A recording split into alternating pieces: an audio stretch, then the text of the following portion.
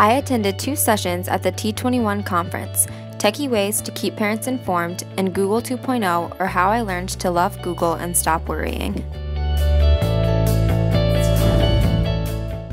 In Techie Ways to Keep Parents Involved, Tracy Ward and Kelly Kirby from the Mahomet School District gave 14 suggestions of different apps and websites that can be used to keep parents included and involved in what goes on in their classroom day to day. Each suggestion was categorized into 6 categories: behavior, reminders, social media, QR codes, bringing parents in, and curriculum links. The first website that was discussed in reference to behavior was Class Dojo.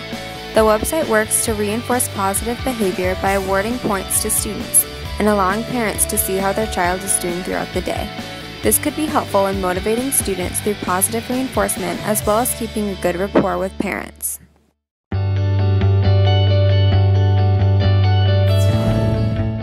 Weebly is a site that enables you to create your own website.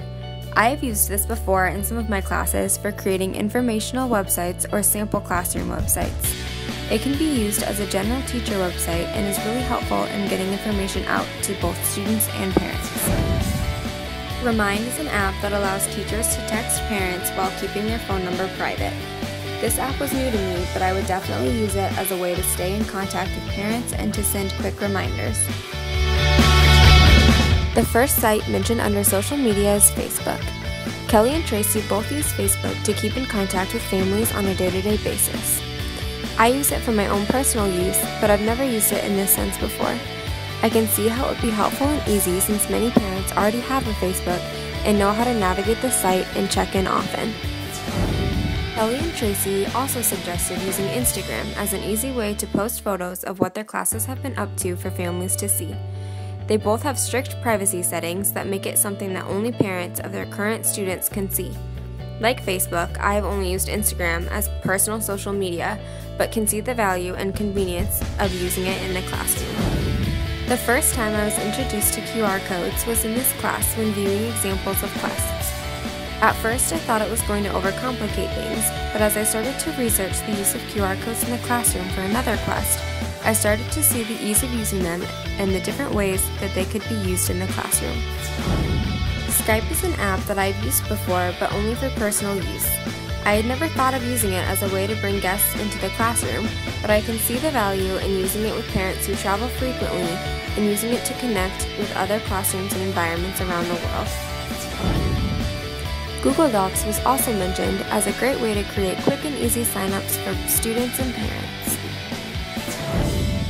The last group of apps and websites are all curriculum-based suggestions. With Math Stories, students can create a video at home and bring it into the classroom. It works well almost as a way to have students create a lesson for the rest of the class that they can teach themselves. iMovie turns students' writing projects into videos and is what I use to create this video. It works really well for nonfiction units, poetry readings, and how-to speeches. Powtoon is a website that creates DIY animated presentations. It is extremely user-friendly for students and works really well for informational presentations. KidBlog is a site that I use in one of my other TCH classes. Kids can write their own blog posts, and this gives them the opportunity to publish their work. Other parents and students can comment on their work as well, which is cool for the students to see that someone else has read their work. Epic is an online book service that uses videos to read books to the students. It is a great calm-down activity that holds most students' attention and is also a great tool to encourage reading at home.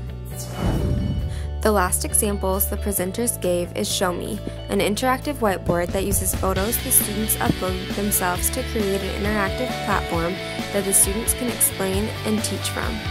It works really well for science activities, math problems, and home-to-school connections.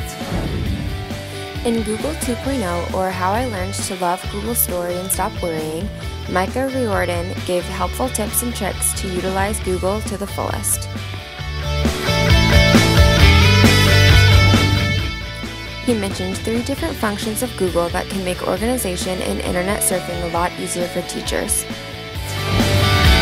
The first tool he mentioned were apps. Apps are helpful in finding specific sites that provide helpful resources for specific topics or tasks. They take you to websites that already exist, so they are easily accessible and can be used through Google Drive quite easily. The second tool were extensions. Extensions are neat because they get Google to do things that it was not really meant to do. For example, TabCloud is an extension that allows you to save open tabs to use later. So, if a teacher uses tabs for attendance, lunch count, daily warm-ups, or other things, all he or she has to do to open all of the tabs at once is to go to TabCloud and everything will be there. The last tool that Micah mentioned were add-ons. Add-ons run on a specific program that already exists, similar to apps. For example, Doctopus is an add-on that is similar to Google Classroom. It provides a space for a class to post articles, discussions, etc., and essentially meet online.